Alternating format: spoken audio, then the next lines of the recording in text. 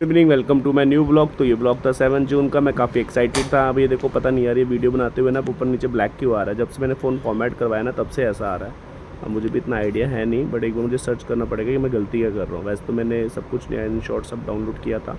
तो 5:30 बजे मैं उठ गया था। उठने के बाद मैंने बाइक रात को ही सेट कर ली थी, बट थोड़ा बहुत सामान बाइक में डालना था। और ये देखो मैं बाहुबली बन के कैसे निकल रहा था, और मैं काफ़ी एक्साइटेड था जाने के लिए। और बाइक मैंने सेट की हुई थी, पीछे गाड़ी खड़ी हुई थी, बट कार पे मुझे जाना नहीं था, मुझे बाइक पे ही जाना था। और अब मैं जाऊंगा बाइक पे कैंप करने। अब रश्मि और शाना तो है नहीं, तो मार्च तक तो देखो, अब रश्मि शाना को मार्च में लेके आऊँगा। तो बिकॉज ये पहली राइड थी, तो फिर पहले मंदिर में मत्था टेका। और मैं सबसे पहले मैं 1 घंटे के बाद रुक गया चाय के लिए, बिकॉज चाय के बिना मेरी आंखें खुलती नहीं। और बाइक तो मैंने कितने सालों के बाद चला रहा हूँ, आई गेस 2015 के बाद मैंने बाइक नहीं चलाई। और जो लॉन्गेस्ट रूट में गया था, सिर्फ बीच में एक बार रश्मि और शाना को लेके वैष्णो माता गया था, but that is only 50 kilometres from Jammu. तो ये मैंने कोई 250-300 किलोमीटर की राइड फर्स्ट टाइम कर रहा था।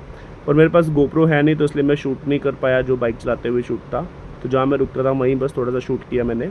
फिर ये दूसरी जगह, एक और जगह मैं रुका चाय पीने के लिए। और यहाँ से आई गेस मसूरी कुछ 100-120 किलोमीटर दूर था। और मैंने सिर्फ सैलेड खाया क्योंकि मुझे पता था कि वहाँ पे जाके मैं बड़ा सारा खाऊंगा। और मैंने जितना भी 2-3 महीने में वेट कम किया, सब 1-2-3 किलो बढ़ जाएगा। वो वेट बहुत जल्दी बढ़ जाता है, और बढ़ भी गया एक्चुअली।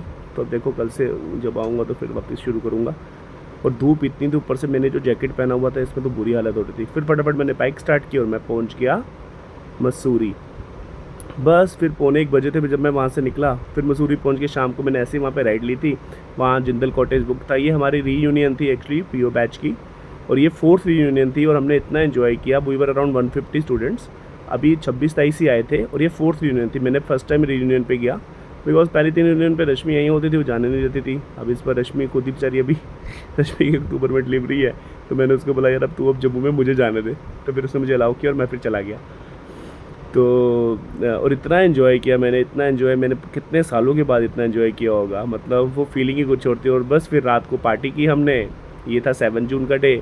और मतलब 1-1:30 बजे सोया हूँगा मैं, और इतना एंजॉय किया, इतना डांस किया, मतलब मज़ा आ गया यार। और ये आप समझो 15 साल के बाद भी यूनिटी हमारी वहीं की वहीं है। मतलब आई रियली अप्रिशिएट इट कि मतलब we are more like a brothers than friend. तो ये सावरे डांस कर रहे थे, और वो बस 7 जून को रात को 1-2 बज गए। और बस फिर मैंने भी काफ़ी डांस किया, काफ़ी इन्जॉय किया। और मुझे पता ही नहीं चला कि मैं 300 किलोमीटर के करीब बाइक चला के आया हूँ। और बिल्कुल थकावट लग ही नहीं रही थी, कम से कम 7 जून को। और बस फिर अच्छे से डांस वांस किया, पूरा इन्जॉय किया। और ये हमारा 5th बैच था मणिपाल एकेडमी का। और ये 4th रीयूनियन हुई थी, रीयूनियन। और मैं इसमें गया था। और इस बार इन्होंने मसूरी प्लान करी थी। अलग अलग सिटीज़ में प्लान करते, कभी बेंगलोर में प्लान की है, कभी मानेसर में प्लान करी है। अब देखो नेक्स्ट ईयर कहाँ प्लान होती है।